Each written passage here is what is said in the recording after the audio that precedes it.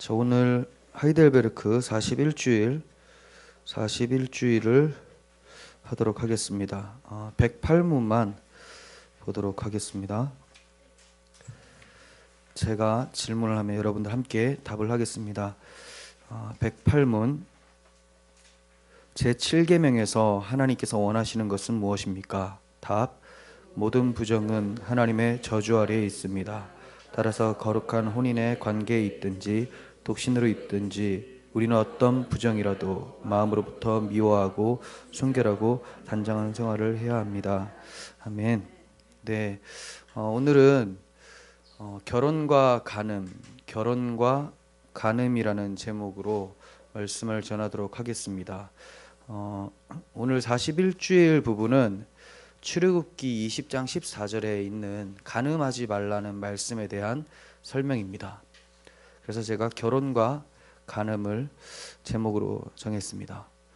그 108문에서는 모든 부정은 하나님의 저주 아래에 있다, 이렇게 표현을 하고 있죠. 저주 아래에 있다. 그러니까 모든 부정은 절대로 피해서야 되는 내용이라는 것을 우리가 느끼게 되는데요. 구약 시대엔 부정케 된 자들은 하나님께 나아가지 못하고 백성들 사이에서도 격리되어서 따로 살아가게 되었습니다. 부정케 된 자, 즉 이 부정이라는 것은 하나님과의 관계가 단절되고 또 동시에 하나님의 백성들 사이에도 함께할 수 없는 상태, 그 심각한 상태가 부정의 상태예요. 구약 시대의 부정이라는 것은 주로 레위기를 보면 시체를 만졌을 때 부정케 된다, 이렇게 말씀하십니다. 이것은 의식법에 해당되는 건데요.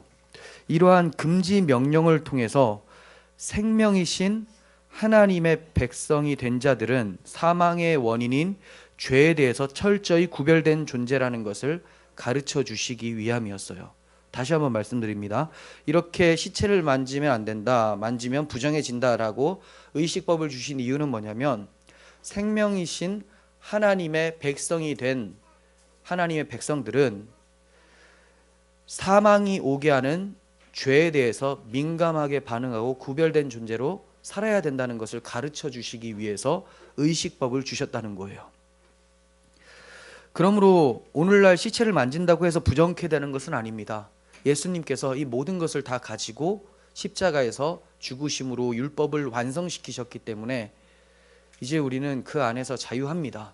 그런데 이 의미가 무엇인지는 알아야 된다는 거죠. 시체를 만지면 부정케 된다는 것은 지금은 해당되지 않지만 이처럼 하나님의 백성, 생명이 있는 자들은 사망을 가져오는 죄에 대해서는 철저하게 구별된 존재로 살아야 된다는 것을 인지를 하고 있어야 됩니다. 그러면 오늘날 부정함은 어떤 것일까요? 오늘날은 어떠한 상태를 부정한 상태라고 얘기를 할까요? 하나님의 생명을 가지지 못한 상태를 부정한 상태라고 할 수가 있어요. 하나님의 생명을 가지지 못했기 때문에 그는 사망의 상태인 거죠. 사망의 상태. 살았다고 하나 결국은 죽은 상태인 겁니다. 하나님의 생명은 예수 그리스도 안에 있습니다. 즉 예수 그리스도를 영접하지 않고 스스로 주인이 되어 살아가는 세상이 바로 하나님 앞에 부정한 상태입니다. 예수 그리스도의 생명을 가지지 않고 하나님 앞에서 스스로의 힘으로 살아가고자 하는 그러한 세상이 바로 부정한 상태예요. 그렇다면 그리스도 안에 있는 성도가 부정케 될 수 있습니까? 없죠. 없어요. 그리스도 안에 있기 때문에. 그런데 부정을 취할 수는 있어요. 그 사람이 부정케 되진 않지만 부정에다 손을 댈 수는 있다는 거예요. 부정을 취할 수는 있다는 겁니다. 즉 부정에 대한 형벌은 지나갔지만 부정한 행위나 마음을 품을 가능성은 여전히 남아있다는 겁니다. 성도가 이렇게 부정한 행위나 마음을 품는다면 하나님께 형벌은 받지 않지만 하나님의 생명을 풍성히 누릴 수는 없게 되죠. 하나님의 생명은 부정과 반대 방향으로 흘러가고 있는데 내가 부정에 손을 대고 있다면 어디에 멀어진 거예요? 생명으로부터 멀어져 있다는 겁니다. 그러니까 하나님과의 교제를 풍성히 누릴 수가 없게 돼요. 하나님께로부터 오는 은혜를 경험하지 못하고 죽음의 삶을 살아가게 되는 것이 바로 부정한 상태의 삶입니다.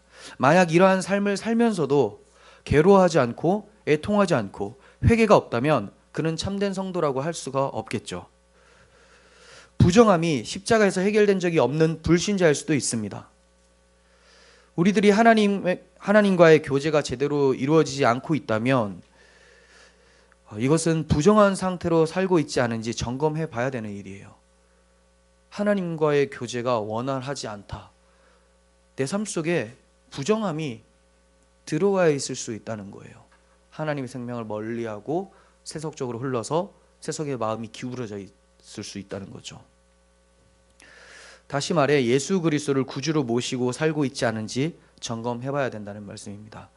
하이델베르크 41주일은 부정함에 대해서 경계를 하면서 시작을 하는데 간음하지 말라는 7계명으로 설명을 하고 있어요. 간음하지 말라는 7계명. 다시 말해 간음함이란 부정함이고 부정함이란 하나님 저주 아래 놓여 있는 것이고 하나님 저주 아래 놓여 있기 때문에 하나님과 관계 맺지 못하고 사는 괴로운 상태를 얘기를 하죠. 즉 간음죄를 범하면 하나님의 저주 아래 있으면서 하나님과 함께 살 수 없는 상태라고 할 수가 있어요. 그러므로 간음죄를 범한 신자는 당연히 하나님과의 교제가 원활할 수가 없는 거예요. 100주년 기념교회 이재철 목사님께서 설교하실 때 잠깐 짤막한 영상을 누가 클립에서 올렸는데 거기 보면 어떤 신자가 이제 고발을 했어요. 고발 목사님한테. 보신 분들도 있을 것 같은데 목사님 교회에 저희 남편이 다니는데 남편이 담입니다. 다니고 있고 근데 그 남편이 지금 어떤 여자하고 함께 그렇게 부정한 관계를 하면서 간음하면서 다니고 있습니다 라고 고발을 해서 목사님이 강단에서 좀 뭐라고 질책을 하시는 장면이에요. 설교예요. 그게 이제 누군지는 모르죠. 큰 교회라서. 근데 장로라고 들었던 것 같아요. 장로님은 예배를 왜 드립니까? 이렇게 질문을 해요. 누군지는 모르지만 왜 하나님 앞에 지금 나와 있습니까? 이렇게 얘기를 합니다. 하나님의 뜻을 거역을 하면서 하나님 앞에 나와서 아무렇지 않게 생활하는 것에 대한 탄식을 하셨던 거거든요. 간음이 부정이라고 지금 설명을 하고 있고 이 부정한 관계는 하나님과 관계가 원활할 수가 없음에도 불구하고 교회에 나와서 잘 아무렇지 않은 척 하고 있다면 그는 사실 예배를 드린 게 아닌 것이죠. 그럼 우리가 이 간음이 참 무거운 죄인데 이 간음이 무엇인지를 알려면 결혼이 무엇인지를 필연적으로 알아야 됩니다. 결혼이 무엇인지. 왜냐하면 간음하지 말라는 말은 부부관계를 전제로 하고 있기 때문에 그래요. 부부관계를. 그러면 결혼이 무엇인지를 좀 말씀을 드리겠습니다. 이거를 잘 여러분들이 들으시고 정리를 해 두셔야지만 여러분들도 그렇고 자녀들도 그렇고 결혼이 무엇인지 알아야지 간음을 하지 않을 수 있고 이혼과 재혼 이게 어떻게 정리가 되는지가 나오기 때문에 그래요. 잘 생각하시면서 들어보실 바랍니다. 결혼을 처음 제정하신 분은 하나님이세요. 놀랍지 않습니까? 우리는 놀랍지 않겠죠. 알고 있었으니까. 지금 안 믿는 사람들 입장에서는 딱 들었을 때 성경에 하나님이 제정했다고 나온다고 이렇게 반응이 돼요. 왜냐하면 자기들도 다 하고 있거든요. 하나님 안 믿는데 하고 있거든요. 그러니까 하나님과 상관없이 결혼의 어떤 형식을 띠고 있으니까 기독교하고는 상관이 없는 걸로 생각을 하고 있었는데 성경에서는 결혼을 처음 제정하신 분이 하나님이라고 말씀하고 있다는 거죠. 세상 사람들이 모두 혼인하고 사는 것을 보고서 하나님과 상관없는 인간들의 어떤 전통인가? 이렇게 생각해서는 안 된다는 거예요. 오히려 세상과 상관없는 것이 바로 결혼입니다. 세상과 상관없는 것이 결혼이에요. 이걸 잘 기억을 하셔야 돼요. 하나님께서 결혼을 처음 제정하셨기 때문에 하나님과 깊은 관련이 있는 것이지 하나님과 관계에 놓여있지 않은 것은 아는 불신 세상은 결혼과 관계가 멉니다. 결혼이 왜 너희들만의 것이냐 이렇게 또 반문할 수 있는데 결혼을 처음 만드신 분의 목적이 있다는 거예요. 목적. 그걸 얘기를 하는 거지 그들이 결혼이라고 하는 것은 저도 결혼이라고 합니다. 세상에서 다 결혼이라고 하니까 도장 찍고 하면. 근데 지금 성경적으로 봤을 때를 말씀드리는 거예요. 성경에서 결혼이 뭐라고 얘기를 하느냐. 하나님 만들어 놓은 것을 사람들이, 타락한 인간들이 도용을 해서 쓰는 거지, 원래 성경이 결혼이 무슨 의미로 만들어졌는지를 이제 말씀하는지 우리가 보자는 겁니다. 그래서 여러분들 이거 들으실 때 뭐 어떤 분들은 불편할 수도 있고 어떤 분들은 왜 저렇게 얘기하실까 하면서 불평불만이 있을 수 있는데, 말씀에서 그렇게 나오면 그걸 따르시고, 이해가 안 되시면 따로 질문해 주시면 됩니다. 이해가 안 되시면. 근데 이해도 됐고 말씀도 그렇다고 하면 순종하셔야 되는 거죠. 거기에 대해서 이견이 있으시면 안 됩니다. 성경은 결혼에 대해 가르칠 때 결혼이 단순히 남자와 여자와의 관계로 보지 않고 하나님의 언약으로 가르치고 있습니다. 한마디로 하나님이 계시고 남, 여가 이렇게 위치하고 있다는 거예요. 그러니까 삼각형 구도예요. 삼각형 구도. 둘만의 관계를 결혼이라고 하지 않고 하나님과 그 아래 두 사람, 이게 바로 결혼입니다. 두 사람이라고 안 할게요. 남자와 여자. 요즘에 뭐 사랑의 정의를 바꾸고 있잖아요. 사람과 사람이 결혼의 정의를 두 사람이 서로 사랑해서 함께하는 것을 결혼이라고 하는데 남녀입니다. 남녀. 성경에서는 그렇게 얘기를 하고 있어요. 그러니까 삼각형 구조가 결혼이에요. 에베소서 5장 22절을 보겠습니다. 아내들이여 자기 남편에게 복종하기를 주께 하듯 하라. 이는 남편이 아내의 머리됨이 그리스도께서 교회의 머리됨과 같음이니 그가 바로 몸의 구주시니라. 그러므로 교회가 그리스도에게 하듯 아내들도 범사에 자기 남편에게 복종할지니라. 남편들아 아내를 사랑하기를 그리스도께서 교회를 사랑하시고 그 교회를 위하여 자신을 주심같이 하라라고 바울이 얘기를 하죠. 지금 부부 생활을 얘기를 하고 있는데 부부 관계를 설명하면서 그리스도와 교회와의 관계를 들어서 계속 설명을 하고 있죠. 남편이 아내를 대하는 것과 아내가 남편을 대하는 것이 그리스도가 교회를 대하는 것과 같이, 교회가 그리스도를 대하는 것과 같이 그렇게 해라라고 얘기를 하고 있습니다. 그럼 무엇이 전제가 되어 있냐면 이 결혼이라는 것, 이 부부라는 것은 그리스도와 교회, 그리스도와 신자와의 관계를 설명하기 위해 이 세상에 하나님이 주신 은혜의 도구로서 허락해 주신 거라는 거예요. 그리스도와 교회와의 관계, 그리스도와 신자와의 관계를 설명해 주시기 위해서 교육 자료로서, 은혜의 방편으로서 우리에게 선물로 주신 것이 결혼이라고 성경에서는 얘기를 하고 있어요. 그러니까 여기만 딱 봐도 결혼을 했는데 그리스도와 교회와의 관계, 그리스도가 교회를 얼마나 사랑했고 교회가 그리스도를 목숨을 다해 섬기는 것을 결혼 생활 중에서 발견 못한다면 뭔가 문제가 있는 결혼이겠죠. 목적이 그런데, 주신 목적이 그건데 그 목적을 발견 못한다면 문제가 있다는 거예요. 그러면서 그리스도와 교회의 관계를 나타내는 통로가 바로 결혼임을 이제 이어서 설명을 하는 게 에베소 5장 31절입니다. 그러므로 사람이 부모를 떠나 그의 아내와 합하여 그 둘이 한 육체가 될지니 이 비밀이 크도다. 나는 그리스도와 교회에 대하여 말하노라. 지금 이 바울이 사람이 부모를 떠나 그의 아내와 합하여 둘이 한 육체가 될지니 라고 했죠. 이게 비밀이래요. 이게 비밀. 근데 이 비밀이 뭔지를 뒤에 바로 설명합니다. 그리스도와 교회에 대하여 말하노라. 즉 사람이 부모를 떠나서 아내와 합하여 한 몸이 되는 결혼은 그리스도와 교회에 대한 내용이었는데 사람들이 그걸 모르고 있다. 그래서 바울이 알려주는 거죠. 바울이 이 말을 인용한 것은 창세기 2장 24절의 인용이에요. 하나님이 아담과 하와를 만드시고 둘이 결혼하게 하심으로써 주셨던 말씀이 사람이 부모를 떠나 그의 아내와 합하여 둘이 한 몸이 될지니 라고 하는 말씀, 이거를 바울이 인용하면서 이게 바로 그 의미였어, 그리스도와 교회와의 구원의 관계를 얘기를 하는 것이었어 라고 설명을 해주고 있습니다.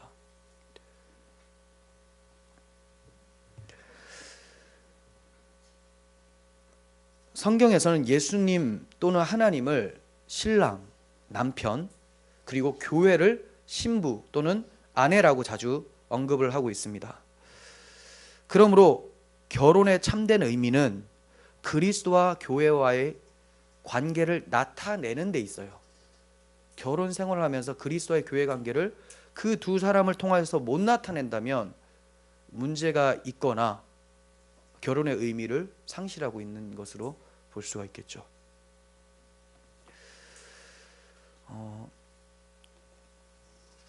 예수님이 그리스도께서 교회를 어떻게 사랑하셨습니까? 자기를 내어주시면서까지 사랑하셨죠. 자기를 내어주시면서까지. 이와 같이 남편들이 아내들에게 사랑하라고 해요. 그러면 결혼을 주신 이유는 그 사랑을, 네가 그리스도께 받은 그 사랑을 너의 아내한테 흘려보내라. 그러니까 그리스도의 사랑을 실천할 수 있는 복음의 장이 바로 가정이에요. 반대로 교회가 그리스도를 어떻게 대합니까? 생명의 구주잖아요. 모든 것을 다해서 그분을 섬기고 그분을 따르고 싶죠. 그러니까 아내가 남편을 섬기는 것을 교회가 그리스도를 섬기는 것처럼 하라라고 하는 거예요. 그러므로 이 가정이라는 것, 부부 관계라는 것은 하나님께서 우리를 어떻게 사랑하시고 우리는 그 사랑이 어떻게 반응해야 되는지를 잘 표현하고 나타낼 수 있도록, 경험할 수 있도록 주신 장이 바로 결혼이라는 것입니다. 이해가 되셨습니까? 여기까지? 최초의 혼인에 대해서 한번 떠올려 보겠습니다. 최초의 결혼. 하나님께서는 결혼을 제정하시기 전에 언약을 먼저 주십니다. 이걸 많이 간과를 해요. 아담의 갈빗대에서 하와를 만들었다, 취해서. 끝. 이게 아니라는 거예요. 그 앞에 무슨 말씀이 있는지 문맥적으로 봐야 되는 거예요. 언약이 먼저 있고 아담과 하와가 관계가 되어지는 것이 나옵니다. 그 언약이 바로 뭐냐? 선악을 알게 하는 나무 열매는 절대로 먹어서는 안 된다. 먹는 날엔 반드시 죽는다라고 언약을 해주셨어요. 그러니까 금지 명령이죠. 금지 명령, 금지 언약. 그리고 하와를 아담의 돕는 배필로 주셨습니다. 자, 그렇다면 무슨 도움이 필요하길래 돕는 배필로 주셨을까요? 남편 혼자 살면 적적하니까 아내를 주신 건가? 그런 돕는 배필인가? 그렇게 생각할 수는 있어요. 사실 우리는 불완전하기 때문에 누구의 도움이 있고 서로서 섬기면서 사는 게 맞잖아요. 하지만 지금 결혼을 주신 목적을 대할 때는 이 문맥과 관계해서 보시면 어떤 대답이 나옵니까? 언약을 주시고 아담에게 돕는 배필을 주셨다면 그 언약을 이룰 수 있도록 돕는 배필을 주신 거죠. 이해가 되십니까?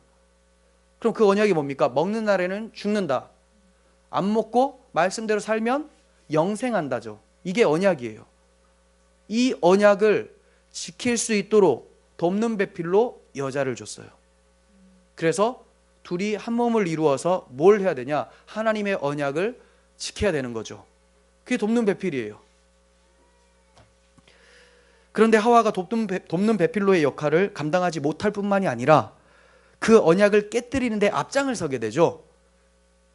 그리고 아담 또한 하와를 잘 다스리지 못하고 오히려 죄에 가담하게 됩니다. 이로써 인류의 대표 아담이 죄를 범함으로 모든 인류가 다 죄 아래 갇히게 됩니다. 죄 아래 갇혔다라는 말은 아담과 같이 하나님의 법을 어기고 자기 소견에 옳은 대로 행동하는 상태를 말을 하는 거예요. 그게 죄 아래 갇힌 거예요. 그래서 세상을 보면 다 죄 아래 갇혔다는 게 나오죠. 다 자기 소견에 옳은 대로 행하니까. 스스로 주인이 되어 사는 세상을 말하는 겁니다.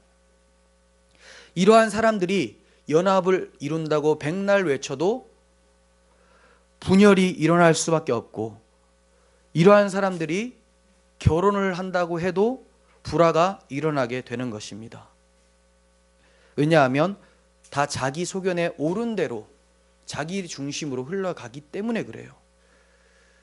성경에선 하나님과 이스라엘 백성을 가리켜서 신랑과 신부로 자주 표현을 한다고 말씀을 드렸습니다.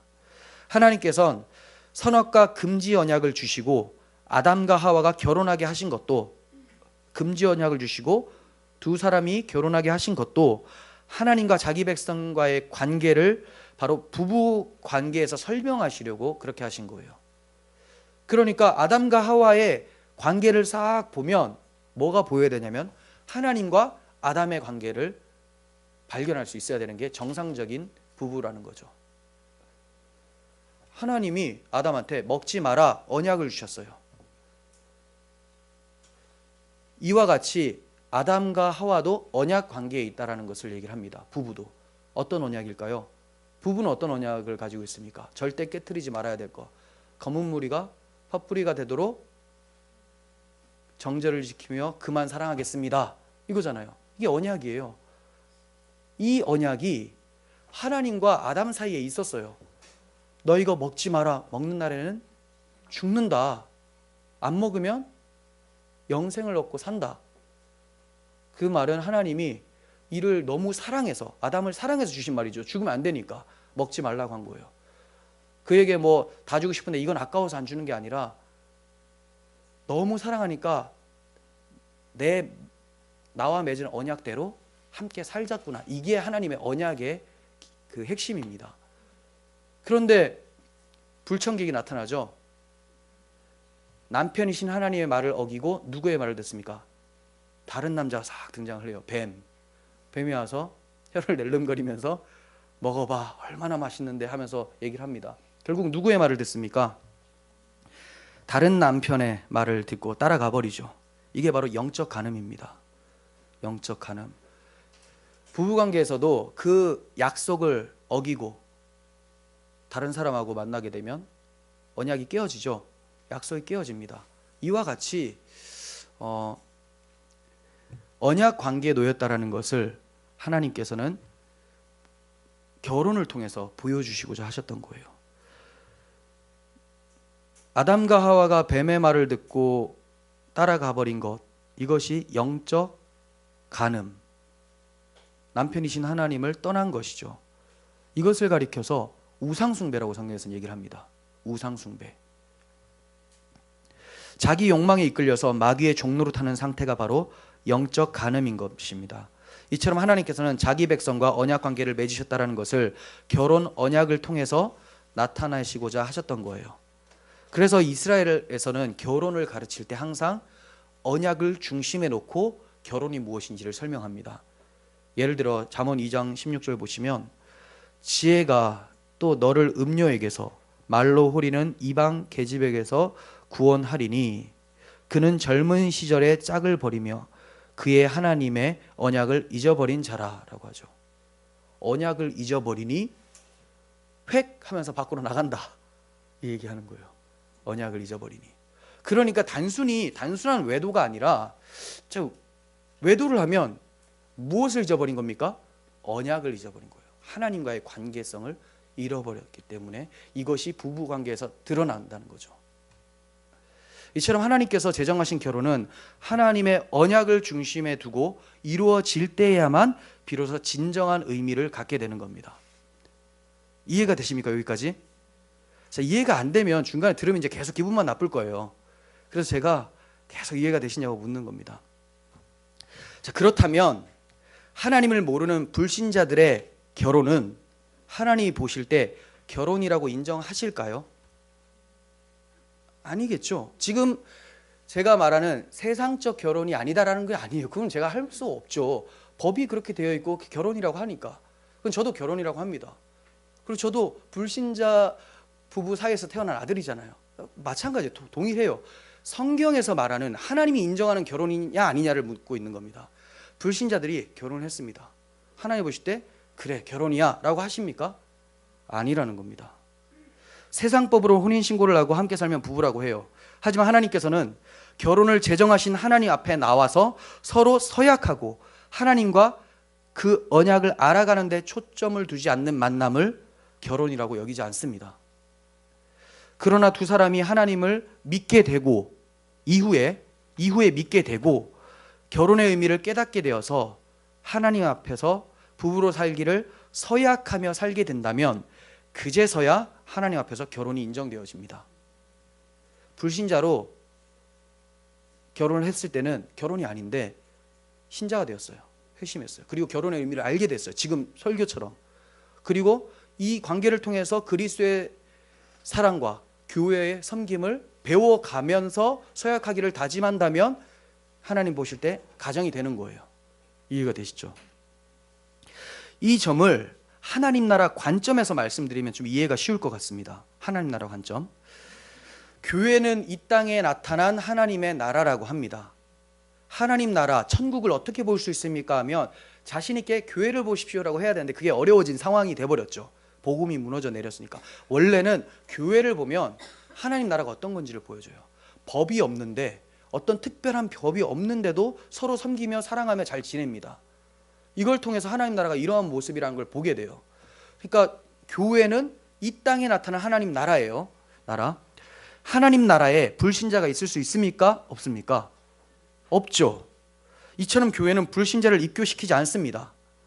불신자에게 복음을 전하고 가르칠 수는 있어도 공동체라고는 생각하지 않아요. 그를 전도하고 양육할 수는 있지만 그를 한 몸이라고는 생각을 못합니다. 왜냐하면 입교를 하려면 교회가 그리스도의 몸이라고 했는데 그리스도 안으로 들어와야 되거든요. 믿어야지 들어오는 거거든요. 믿어야 그리스도의 몸이 되는데 믿지 않으면서 입교를 시킬 수는 없는 거잖아요. 불신자는 예수 그리스도와 연합되지 않았기 때문에 예수 그리스도의 몸인 교회에 입교할 수는 없습니다. 그러면 교회의 최소 공동체인 가정은 어떨까요? 동일하겠죠. 교회에 불신자가 들어올 수 없다. 이거 입교를 말하는 거예요. 예배 드리는 거, 여기 앉아서 교육 듣는 걸 말하는 게 아니라 입교할 수 없다. 왜? 교회는 하나님 나라니까. 하나님 나라에 불신자가 없으니까. 교회의 최소형은 가정이에요. 가정에 가정이 교회잖아요. 그럼 여기에 불신자가 있을 수 있을까요? 없죠. 마찬가지라는 거예요. 불신 배우자와 함께 생활은 할 수 있지만 그리스도 안에서 한 몸은 아니기 때문에 같은 천국 백성은 아닌 거죠. 그러므로 하나님 앞에서는 참된 결혼으로 인정받을 수가 없는 것입니다. 이러한 원리를 적용하면 이혼과 재혼의 의미도 어렵지 않게 정리가 됩니다. 저는 지금 세상 법이나 사회에서 의미하는 결혼을 말씀드리는 것이 아니라는 점을 잘 기억을 하셔야 돼요. 그러니까 하나님 안 믿는 사람들은 사실 기분 나쁠 필요도 없는 게 어차피 하나님을 안 믿으니까. 하나님 믿는 사람들끼리 지금 해결해야 될 문제예요, 이게. 몇 가지 사례를 고민을 많이 하면서 이렇게 써놨습니다. 지난주에도 정리가 돼서 했지만 지난주보다 조금 몇 개 더 넣었어요.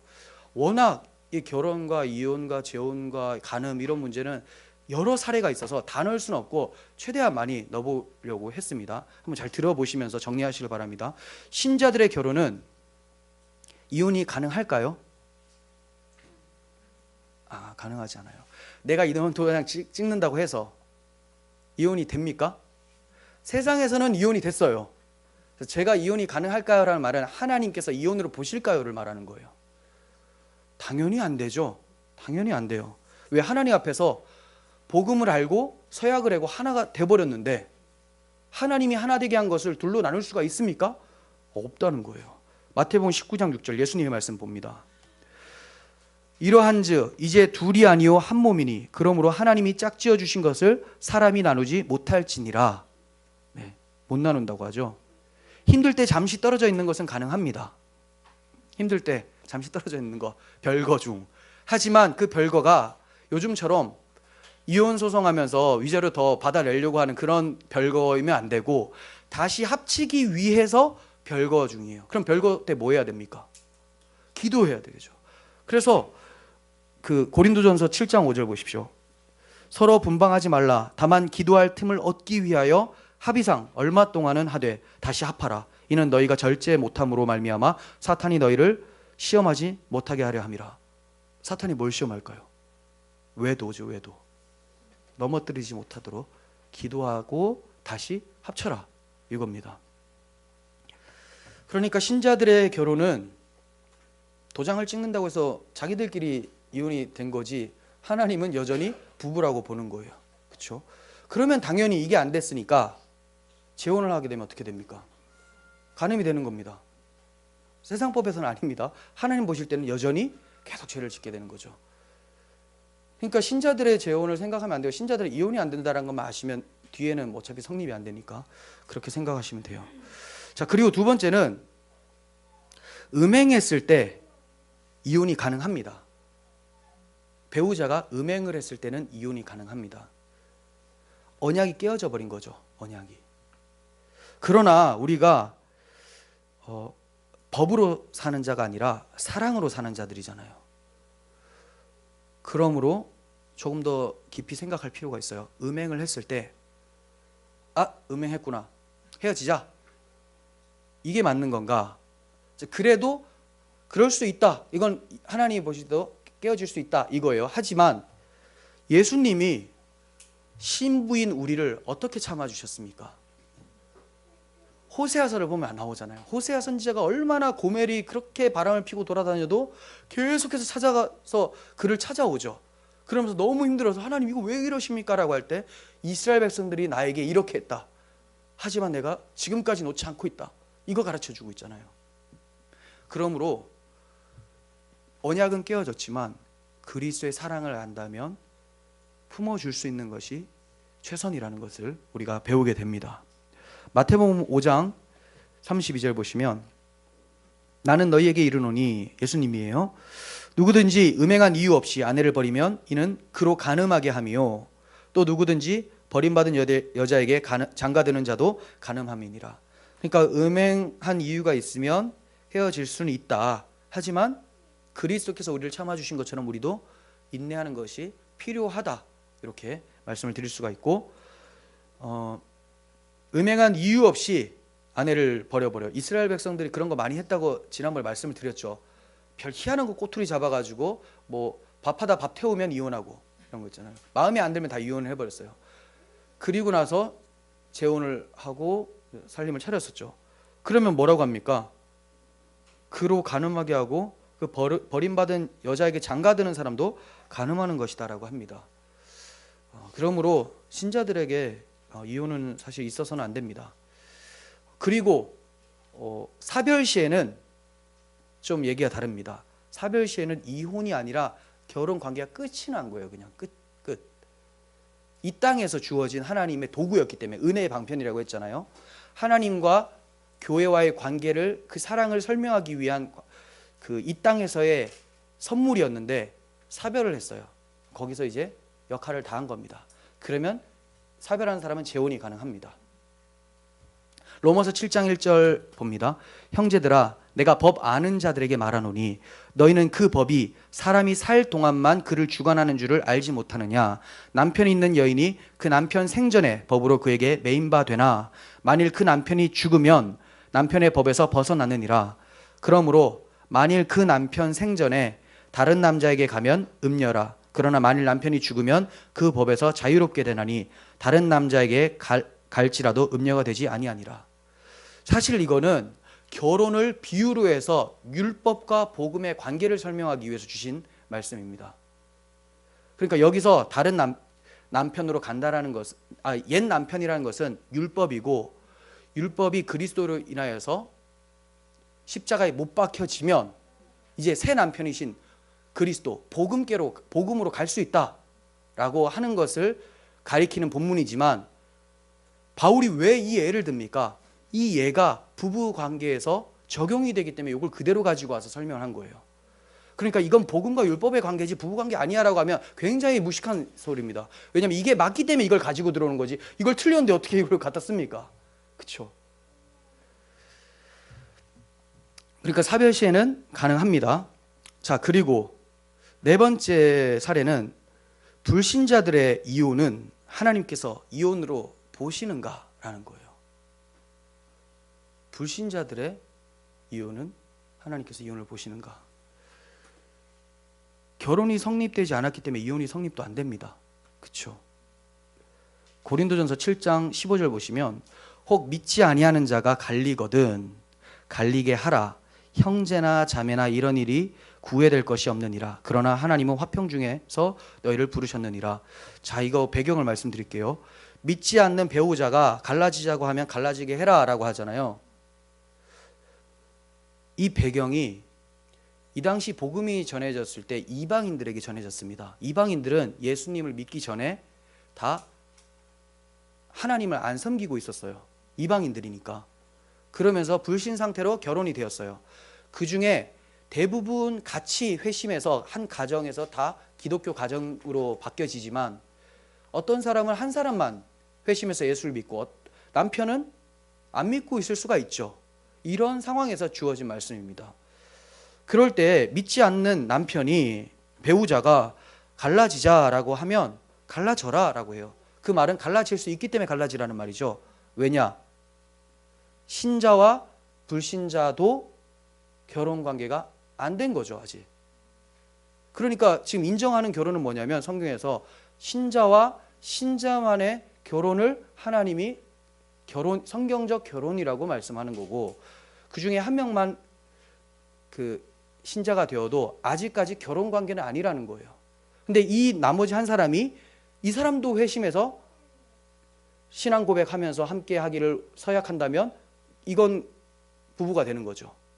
그런데 그렇지 못한 이 불신자 남자가 남자는 아니 얘기를 안 했으니까 배우자가 갈라지자 헤어지자라고 하면 헤어지라는 거예요. 하지만 이거는 소극적인 겁니다. 내가 신자가 됐고 너 불신자니까 이제 너하고 안 만나 이러지 말라는 거예요. 그 이유가 뭐냐? 이후에 나오는데 예, 너무 많이 해버렸네요. 고린도전서 7장 12절을 한번 보겠습니다. 있죠?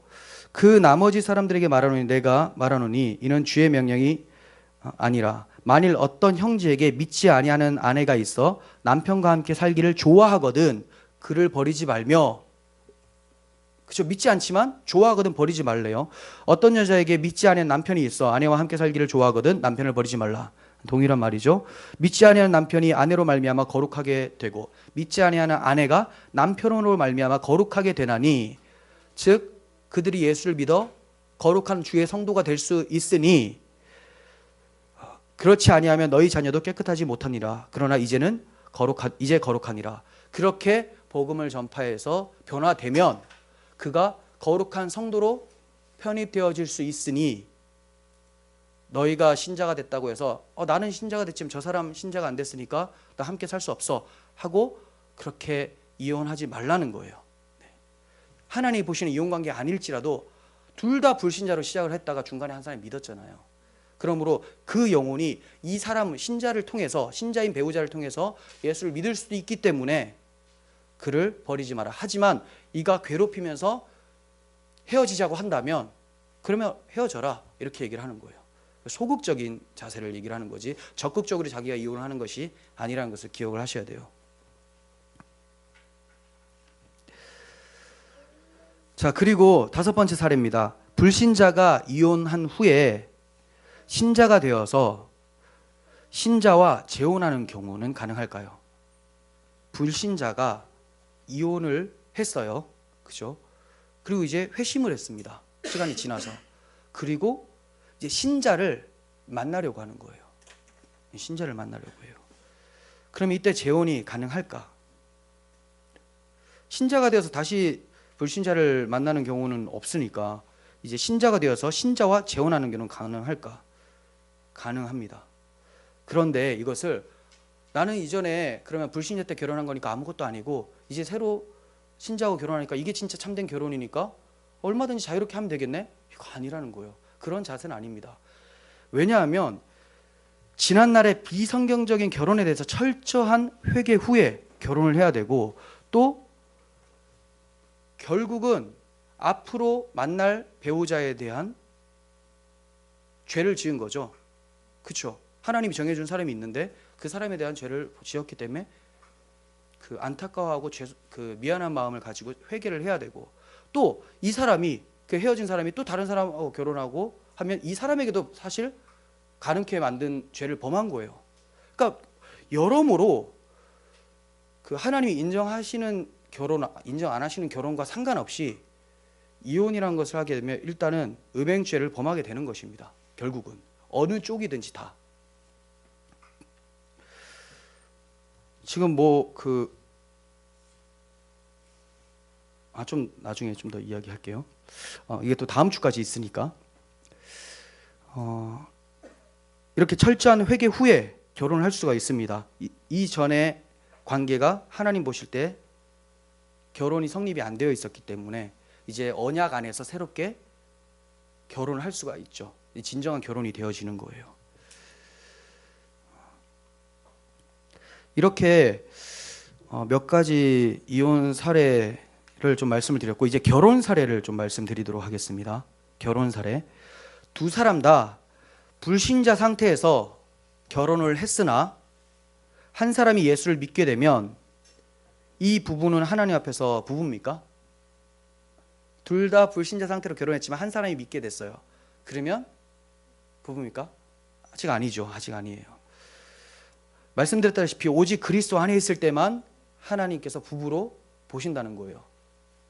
가정이 교회라고 말씀드렸잖아요. 교회는 하나님 나라인데 거기에 불신자가 없듯이 아직까지 인정이 안 된다는 겁니다.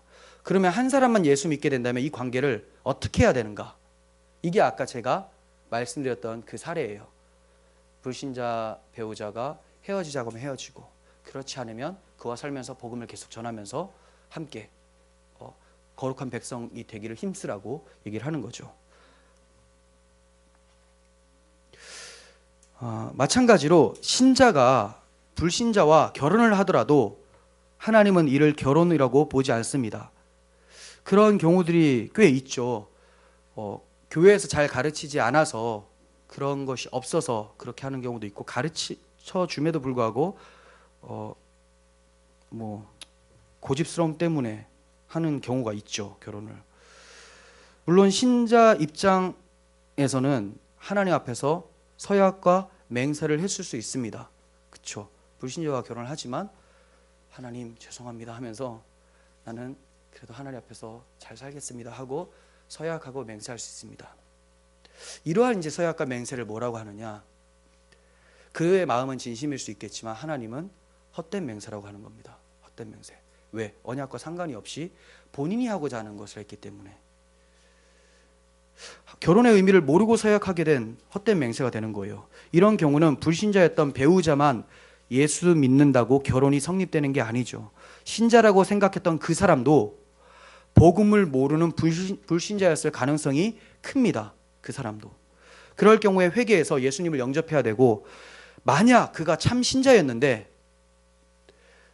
고집스러움 때문에 그렇게 했다면 불순종이라는 죄를 범한 것이기 때문에 또 회개함으로써 다시 하나님 앞에 나아가야 되는 것은 맞죠.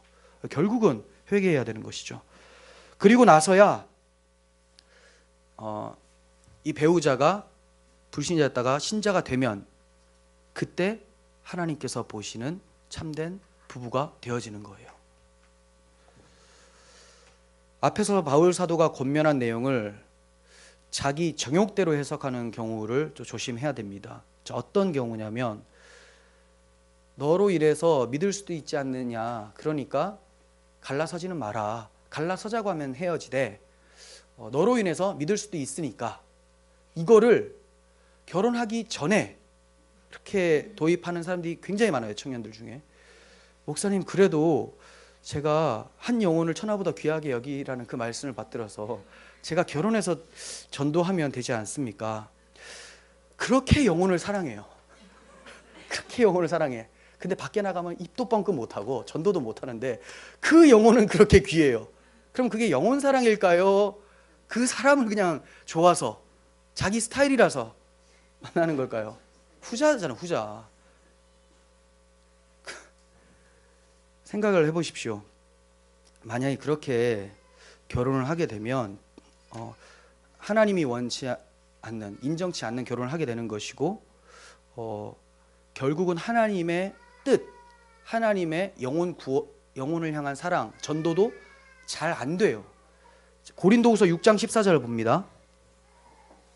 너희는 믿지 않는 자와 멍에를 함께하지 말라 얘기하셨죠. 믿지 않는 자와 멍해를 함께 하지 말라. 이건 같이 일하지 말라가 아니라 멍해, 한 몸 되지 말라는 거예요. 한 몸. 의와 불법이 어찌 함께하며 빛과 어둠이 어찌 사귀며 그리스도와 벨리알이 어찌 조화되며 믿는 자와 믿지 않는 자가 어찌 상관하며.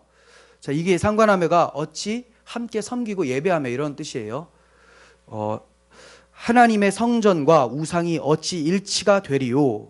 우리는 살아계신 하나님의 성전이라. 즉 우리가 성전인데 어떻게 성전에 이방인이 제사할 수 있느냐라는 것과 마찬가지예요. 우리가 하나님 나라인데 하나님 나라에 어떻게 불신자가 들어와서 함께 할 수 있느냐, 이걸 얘기를 하는 거죠. 그러면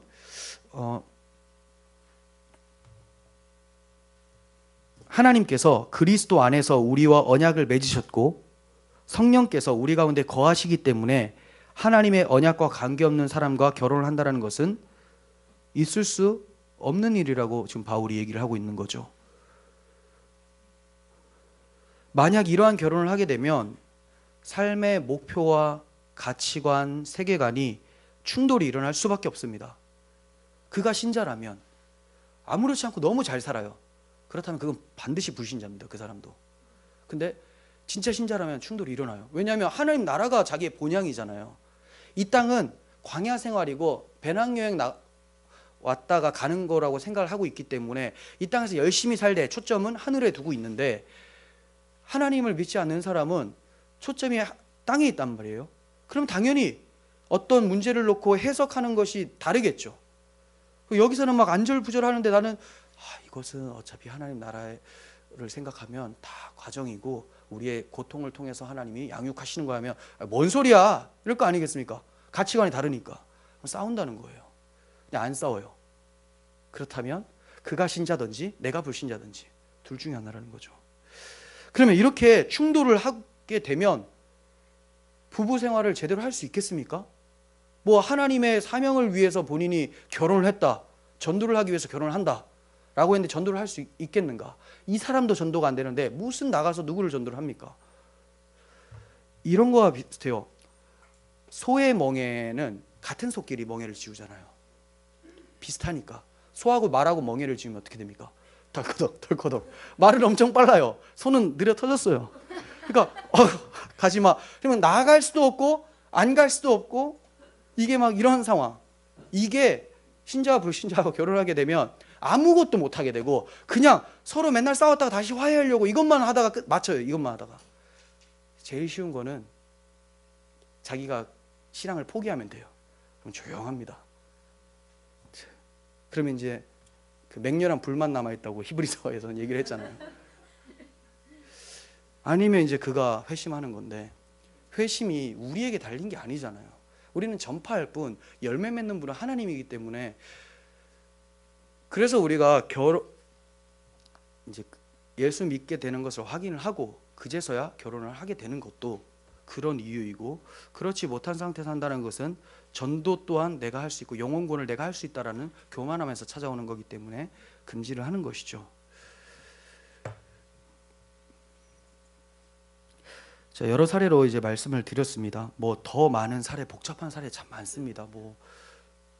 하지만 이 정도 해도 이제 여러분들이 질문할 것이 많이 줄어들고, 또 이제 질문이 나오는 것은 그가 더 세부적인 거니까 또 저하고 얘기를 할 수가 있겠죠. 결혼이란 하나님께서 복음을 이해하도록 소중한 방편으로 주신 선물이에요. 그러므로 결혼은 하나님 앞에서 시행되어야 합니다. 그럴 때 부부 관계를 통해서 하나님이 나를 사랑하신 복음을 알아가게 되고 천국의 삶을 배우고 또 살아갈 수 있는 것입니다. 이러한 결혼 생활을 하는 사람은 간음하지 않습니다. 왜냐하면 이 결혼이 나와 두 사람의 언약이 뿐 아니라 하나님과의 관계의 언약이라는 것을 기억하기 때문에, 간음을 하게 된다는 것은 하나님을 저버린다는 것까지도 알아요. 신앙 고백이기 때문에 간음을 할 수가 없는 것이죠. 간음을 하게 되면 복음을 모르기 때문이거나 아니면 그가 불신자였거나 그럴 수가 있게 되는 거죠. 하나님과 친밀함을 유지하는 사람은 부부관계에서도 친밀함을 유지합니다. 하나님의 사랑을 듬뿍 받으면서 하나님 나를 어떻게 이렇게 사랑할까라고 했어요. 그런데 집에 가면 그렇게 아내하고 싸우고 막 학대를 하고 그래요. 교회 생활도 마찬가지잖아요. 우리가 하나님과의 관계가 달라요. 그런데 이 옆에 있는 형제 자매를 보면서 참 미워 죽겠네 하고 있으면 그게 하나님과의 관계가 바르다고 볼 수가 있을까요? 마찬가지로 진짜 하나님과의 관계가 바르면 이웃과도 바르게 되고, 불화하면 이웃과도 불화하게 되는 것처럼 가정도 마찬가지라는 거예요. 그러니까 하나님께 영적 간음을 범한 사람은 육적 간음을 범할 위험이 큽니다. 하나님께 영적 간음은 우상숭배, 우상숭배를 쉽게 말하면 자기 위주의 신앙. 그렇게 되면 부부관계에서도 언약은 온데간데 없고 내 위주로 나한테 맞춰라, 안 되면 싸우고, 그러다 보니까 짜증나서 다른 사람 만나고 간음이 일어나는 것이죠. 하나님을 깊이 묵상하면 세속 생각이 멀어집니다. 세속을 깊이 묵상하면 하나님에 대한 생각이 멀어집니다. 이것이 영적 간음이죠. 그리고 육적 간음으로 이어질 수 있습니다. 오늘날 간음이 얼마나 성행합니까? 간음이 뭐 죄라고 생각합니까? 간통법이 폐지가 됐거든요. 그 국회의원들이 자기들 간음하려고 이걸 폐지한 것 같아요. 정말 간음 많이 하잖아요. 미투 운동, 옛날엔 다 잡혀 들어가야 될 사람이 지금 그냥 고발만 당하고 지탄만 받아요. 법에 다 없습니다. 왜? 자기들 다 걸려 넘어지니까 이거 폐지한 것 같아요. 아무리 봐도. 결혼한 사람의 입에서는 오늘날 보잖아요. 친구들 만나면, 저도 불신자 그 동창 그 카카오톡이 있어요. 걔네들 또 보면, 또 보진 않겠지만 보면 무슨 내 애인이야라는 말을 못하면 이 좀 성공하지 못한 그런 거예요. 상태가. 우리 얼마나 고지식합니까? 근데 지금 이 고지식이 예전에 보수적인 그런 전통을 가지고 오려고 하는 것이 아니라 성경이 보수를 가르치고 있어요. 지금 아주 성경이 굉장히 오래됐거든요. 그걸 고수를 해야 되는 거죠, 우리가.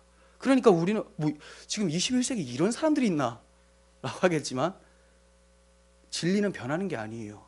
복음은 상황에 따라 바뀌는 게 아닙니다. 복음과 상황, 그런 말 쓰면 안 돼요.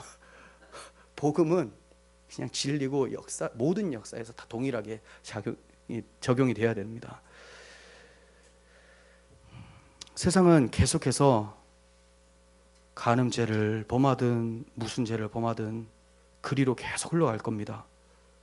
결혼의 참된 의미와 그 결혼을 제정하신 하나님을 모르기 때문에 이해할 수 있어요. 모르기 때문에.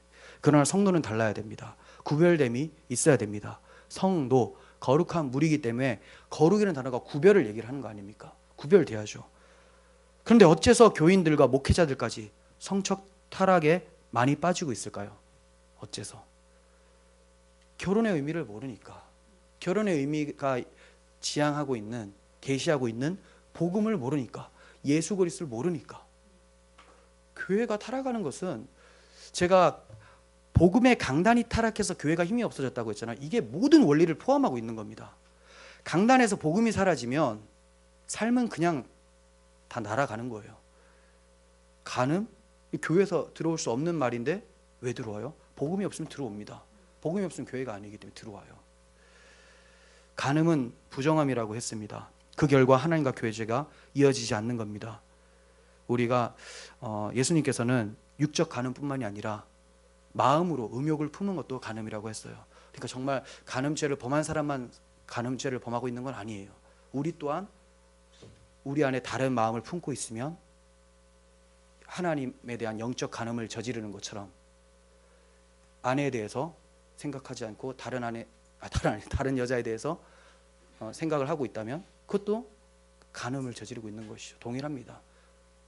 그러니까 나는 저 사람들과 달라 이렇게 생각할 것이 아니라 철저하게 회개하고 오직 이러한 간음자들을 사랑하셔서 끝까지 구원해 내시는 예수 그리스도를 붙들고 그분만을 신랑 삼고 또 그분께서 주신 배우자를 사랑하며 사는 우리 모두가 되었으면 좋겠습니다.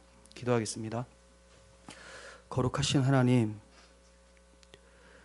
저희가 하나님의 그 사랑 앞에서, 신랑 되시는 그 그리스도 앞에서 어떠한 사랑으로 보답해 드렸습니까? 저희의 삶을 돌아보면 참 부족한 것이 많습니다.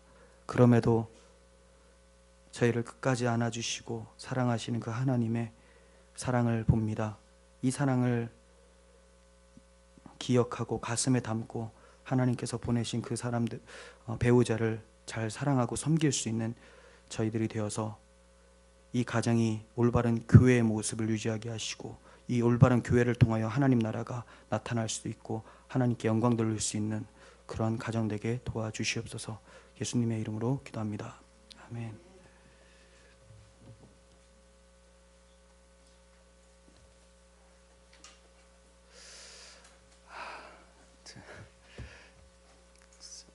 저걸 안 눌렀네.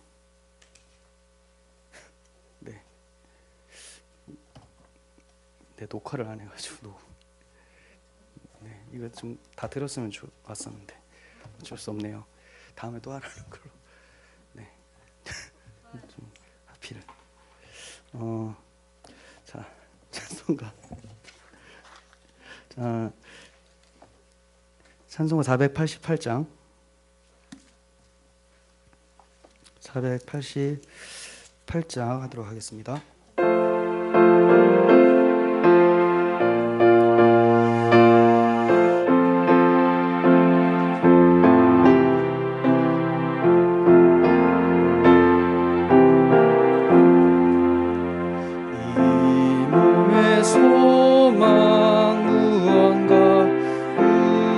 주 예수뿐일세